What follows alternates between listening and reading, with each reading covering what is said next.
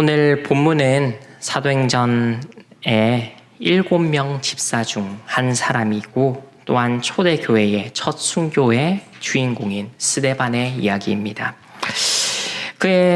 오늘 읽지는 않았지만 그의 설교가 7장 거의 전체 1절부터 53절까지에 걸쳐서 나옵니다. 그 다음에 나오는 내용이 오늘 저와 여러분이 읽은 본문의 말씀입니다. 이 본문은 그의 설교를 들은 유대인들이 어떤 반응을 보이고 있는지, 또 스데반의 마지막 유언과 같은 기도를 보여줌으로써 마치곤 합니다. 이 설교의 주인공인 스데반을 조금 자세히 살펴보면서 또한 우리는 스데반과 같이 복음을 어떻게 생각하고 또한 우리의 삶 속에서 복음을 어떻게 삶으로 드러내고 있는지 함께 살펴보며 은혜 받는 시간이 되기를 소망합니다. 성경에서 스데반에 관해서 가장 먼저 등장하는 곳은 사도행전 6장입니다. 예루살렘의 교회의 구제 문제로 어려움이 발생했습니다. 그것을 위해 사도들은 구제를 담당할 집사를 7명 세웁니다. 그리고 사도들은 그 구제의 문제를 그들에게 맡기고 온전히 말씀과 기도에 전념하기로 결단을 하죠. 혹시 우리에게 어떤 문제가 생겼다라고 가정해 봅시다. 그래서 그것을 해결하기 위해서 우리는 어떻게 할까요? 가장 먼저 생각나는 것은 우리의 가장 생각 중심에 있는 것은 효율일 것입니다. 쉽고 빠르게 그리고 적은 비용으로 최대한 많은 이익을 내려고 할 것입니다. 그것을 위해서 방법을 찾을 것이고 그 방법을 찾았으면 어떻게 진행할 것인지를 생각할 것입니다. 그래서 이 문제에 관한 최고의 해결점을 가지고 있는 방법을 가지고 있는 사람을 찾거나 회사를 찾을 것입니다. 그리고 그 사람이나 회사를 선택하여서 그 일을 맡기거나 위임하는 것으로 효율적인 방법을 찾고 그것이 좋은 방법이라고 이야기를 합니다. 그런데 예루살렘 교회에서는 이런 오늘날 우리가 쉽게 생각하는 방향과는 다른 생각과 결정을 하는 모습을 볼 수가 있습니다.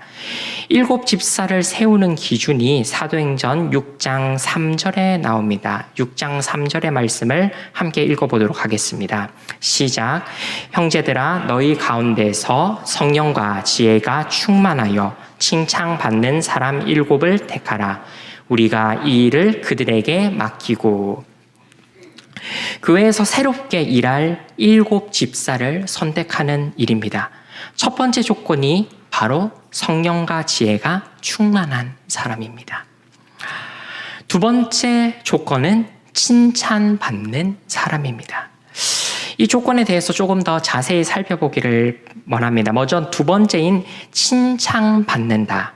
이것은 그 사람의 행실, 즉 외적인 조건이죠.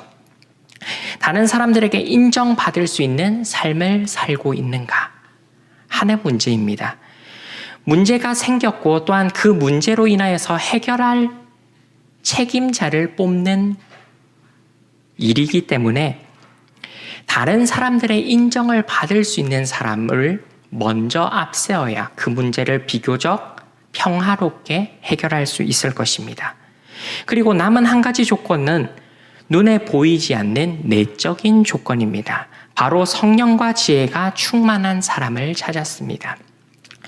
이 내적인 조건을 말할 때는 이 내적인 조건을 판단할 수 있는 사람이 있었기에 가능한 것이겠죠. 바로 사도들이 그 문제를 판단할 수 있었을 것입니다. 그렇다면 그들이 받은 성령 충만한 자에게는 어떤 능력이 있을까요? 사도행전은 성령과 제자들의 관계에 대해서 크게 6가지로 설명을 합니다. 먼저 첫 번째로 성령은 예수 그리스도의 증인이 되게 하는 능력을 말합니다. 이 증인이 되었다는 것은 어떤 상황에서도 담대하게 복음을 증거한다는 뜻이 됩니다. 먼저 사도행전 1장 8절에서 이 능력에 대해서 이야기를 하죠. 오직 성령이 너희에게 임하시면 너희가 권능을 받고 예루살렘과 온 유대와 사마리아 땅끝까지 이르러 내 증인이 되리라 하시니라. 오늘 본문에 나오는 스데반도 이 능력으로 말미암아 유대인들에게 설교를 했고 자신이 믿는 예수 그리스도에 대해서 온전히 증거할 수 있었습니다. 그가 이 복음을 증거할 때에 자신에게 어떠한 결과가 닥칠지 알고 있었을 것입니다. 그랬을지라도 스데반은 복음을 전했습니다. 예수 그리스도를 전파했습니다. 그리스도의 증인이 된다는 것은 자신의 삶을 우선하여서 사는 것이 아닙니다. 내 삶보다, 나의 것보다 예수 그리스도를 우선순위의 가장 앞에 둔다는 것이 예수 그리스도의 증인으로 사는 삶입니다. 두 번째로 성령은 지혜와 함께 대적들을 말씀으로 굴복시킬 수 있는 능력을 뜻합니다. 스데반에게도 이 능력이 동일하게 나타났습니다. 오늘 함께 읽었던 7장 바로 앞인 6장 9절과 10절에 이 능력과 모습이 나타납니다. 함께 읽어보도록 하겠습니다. 시작. 이른바 자유민들, 즉 구레네인, 알렉산드라인, 길리기아와 아시아에서 온 사람들의 회당에서 어떤 자들이 일어나 스데반과 더불어 논쟁할세 스데반이 지혜와 성령으로 말함을 그들이 능히 당하지 못하여. 스데반에게 여러 사람들이 와서 그가 가지고 있는, 그가 증언하고 있는 것과 증언하고 있는 예수를 가지고 논쟁하기를 바랬습니다. 그렇지만 성령의 충만한 스데반을 감당하지 못했습니다. 성령의 능력은 세상의 어떤 지혜보다 뛰어났습니다. 하나님의 지혜가, 하나님의 어리석음이 사람의 지혜보다 더욱더 위대함을 성경은 우리에게 보여주었습니다. 그리고 많은 사람들이 스데반에게 모인 이유가 있었습니다. 바로 세 번째 능력과 관계된 것인데, 바로 세 번째 능력은 성령은 표적과 기사를 행하며 치유케 하는 능력을 가지고 있었습니다. 이 두 번째 능력으로 읽었던 6장 9절과 10절 바로 앞에 8절에서는 이렇게 말을 하고 있습니다. 스데반이 은혜와 권능이 충만하여 큰 기사와 표적을 민간에 행하니. 많은 이들이 모인 것은 집사로 뽑힌 스데반의 삶에 하나님의 능력이 나타났기 때문입니다. 예수님께서 행하셨던 권능을 사람들이 보았습니다. 그리고 그 소문은 유대 땅 온 곳곳에 나타났을 것이고 유대인들이 살았던 많은 지방에서도 전해졌을 것입니다. 그리고 그 예수 그리스도를 믿는, 그리고 증인의 삶을 살고 있는 예루살렘의 교인들에게도 이 능력은 동일하게 나타났습니다. 즉 예수 그리스도를 따르는 성도들의 삶에 성령님이 함께 하셔서 그들도 예수님이 하셨던 이적을 행할 수 있었습니다. 그렇기 때문에 사람들이 많이 모였고 사람들이 많이 모임으로 말미암아 스데반과 논쟁을 하였던 것입니다. 네 번째 능력은 성령은 제자의 길을 가능하게 하는 원동력을 가집니다. 성령 충만을 받았는지 안 받았는지는 우리의 삶으로 나타납니다. 그 삶의 기준이 달라지게 삶의 방향도 달라집니다. 그리고 그 삶을 살 수 있는 능력도 성령 하나님께서 제자들에게, 성도들에게 허락하십니다. 사도행전 4장 32절에 보면 예루살렘의 교회의 성도들이 서로 물건을 통용하면서 살아가는 모습이 나오죠. 그러나 바로 뒤 5장을 보면 아나니아와 삽비라의 이야기가 나옵니다. 이 두 그룹이 너무나 비교가 되죠. 물건을 통용하는 그룹과 통용을 하고자 하나 자신의 것 얼마를 숨기는 자. 사람의 마음을 가지고 아나니아와 삽비라는 자신의 소유 조금을 숨겼습니다. 그리고 남은 것을 교회에 모두 다 가지고 와서 통용하기를 바랬습니다. 그러나 성령의 충만을 받은 예루살렘의 교회의 성도들과 사도들은 그들의 잘못된 마음, 그들의 죄악된 모습을 알아챘고 또한 그들에게는 죽음이라는 벌이 내려졌습니다. 이 두 그룹을 비교해 볼 때에 성령님이 함께 하시는가 함께 하시지 않는가는 삶으로 드러남을 우리는 볼 수가 있습니다. 다섯 번째, 성령의 능력은 제자들을 파송하며 그 길을 인도하는 인격의 능력으로 나타납니다.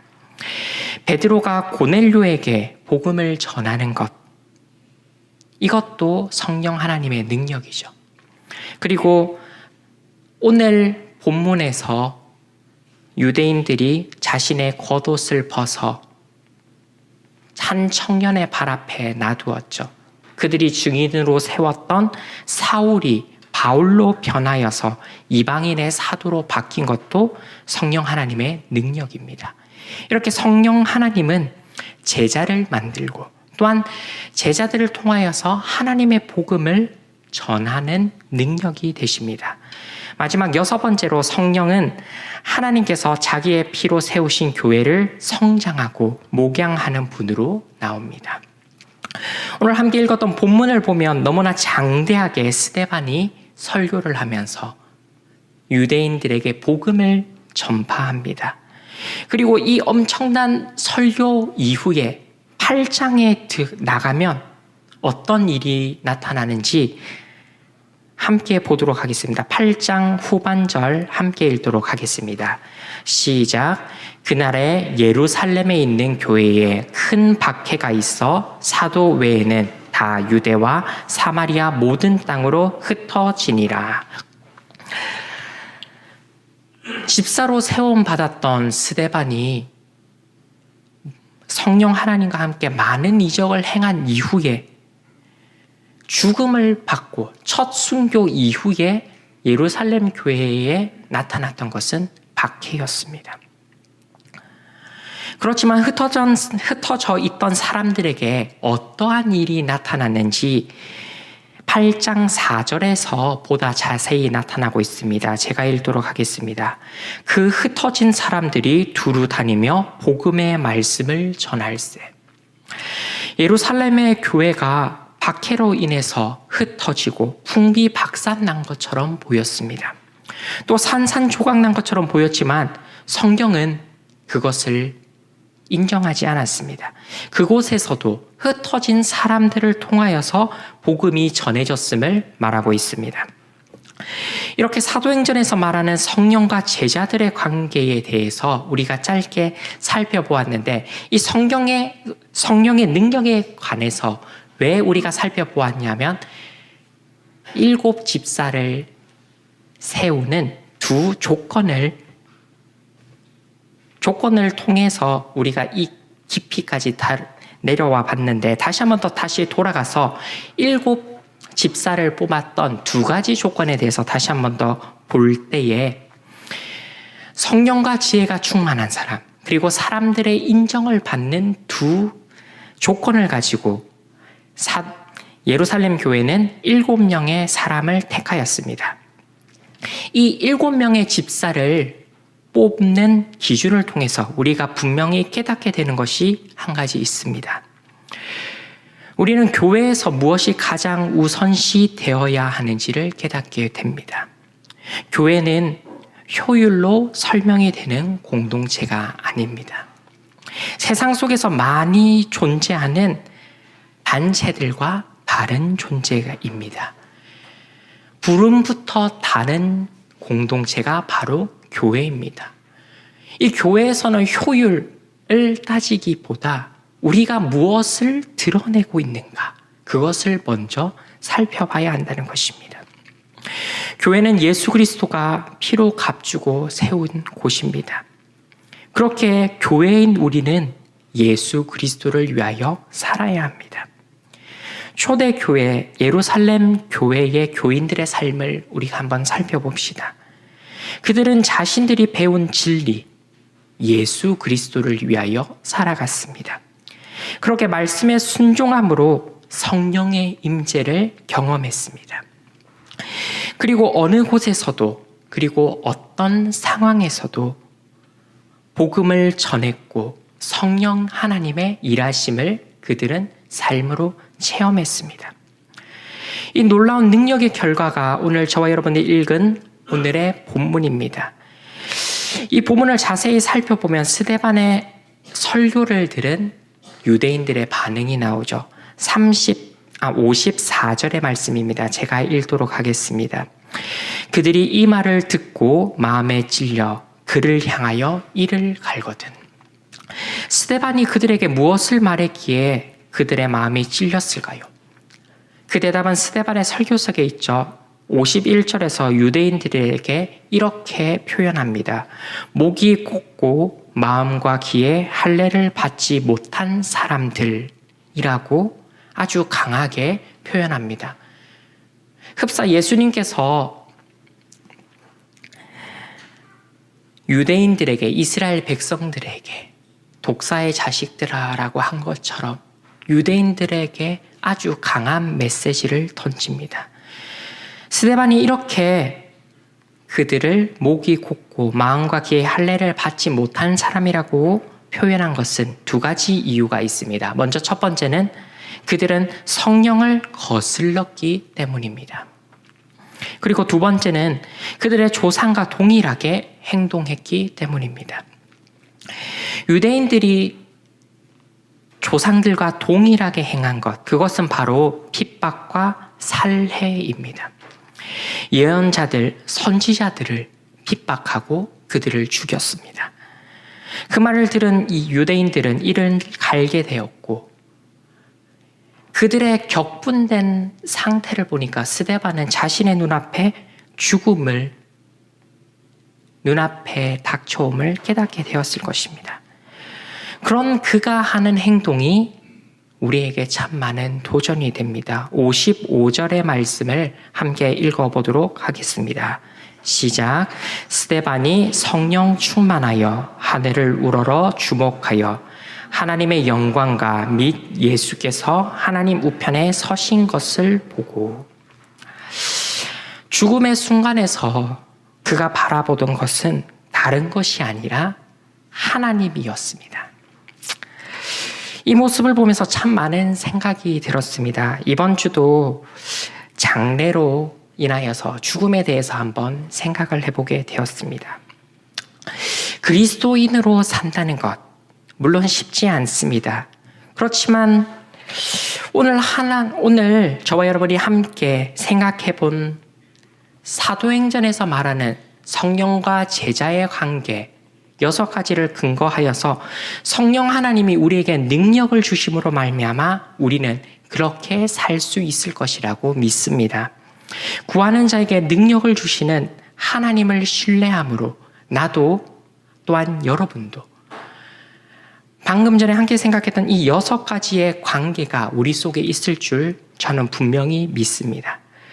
그러나 죽음이라는 상황 속에서 과연 스데반과 같이 하나님을 바라볼 수 있을까 하는 의문이 들게 되었습니다.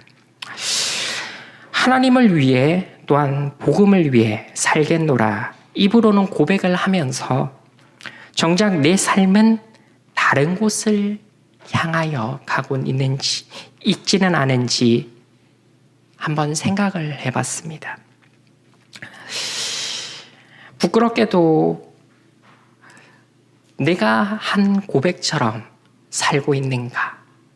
당당하게 예스라고 대답을 못하겠더라고요. 오늘 저와 여러분이 다시 한 번 더 복음에 붙들린 삶이 되기를 소망합니다. 스데반이 죽음의 눈앞에서 그 순간까지도 예수 그리스도의 증인으로 서 있었던 것은 그가 예수 그리스도께 받은 은혜가 얼마나 큰지, 또한 성령 하나님과 함께함으로 말미암아 하나님의 손에 붙들린 삶을 살았기 때문입니다. 스데반의 죽음의 증인으로 서 있었던 사울이 바울이 된 것처럼 우리의 삶도 하나님의 은혜로 말미암아 여기 있을 수 있었습니다. 그리고 또한 하나님이 부어주신 은혜로 말미암아 지금 이 모습으로 변화되었습니다. 이것은 전적으로 우리의 힘과 능력이 아니라 하나님이 우리에게 베풀어 주신 은혜이자 선물입니다.